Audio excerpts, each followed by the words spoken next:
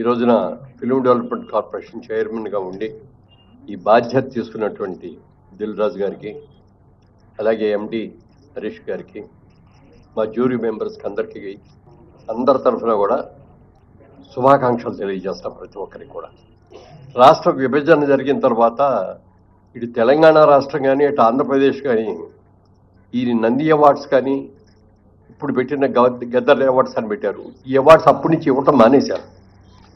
అది ఎందుకంటే ప్రతి వ్యక్తి కూడా ప్రభుత్వం దగ్గర నుంచి ఒక అవార్డు రావాలి, ఆ అవార్డు అందుకోవాలి, అది మన ఇంట్లో పెట్టుకోవాలి ఆ అవార్డుని అని చెప్పి అందరూ సంతోషపడతాం. డబ్బుల గురించి కాదు, ఇందులో ఒక గౌరవం. సరే, ఇది లేక చాలామంది ఇబ్బంది పడుతున్నామండి, ప్రతి సంవత్సరం మీరు ఇవ్వాలండి అని చెప్పి ఈ 10 సంవత్సరాలుగా చీఫ్ మినిస్టర్ గారిని అందరినీ కూడా రిక్వెస్ట్ చేసాం. అందరూ నిజమేనండి, ఇద్దామండి, చేద్దామండి అన్నారు తప్ప ఎవరు చేయలే.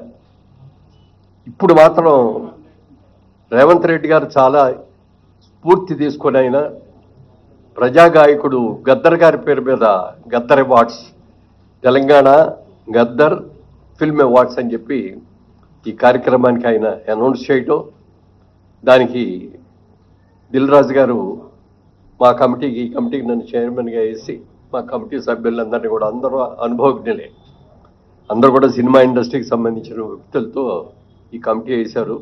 అందరూ కూడా చక్కగా డిస్కస్ చేస్తున్నాం. అందరం కలిసి ఏకాభిప్రాయమే, ఇందులో డిఫరెన్స్ ఆఫ్ ఒపీనియన్ రావటం కానీ లేకుండా ఏకాభిప్రాయంతో ఈ జడ్జిమెంట్ జరిగింది. నిన్న ఈవినింగ్ ముఖ్యమంత్రి గారికి సమర్పించడం కూడా జరిగింది లిస్ట్ అదంతా.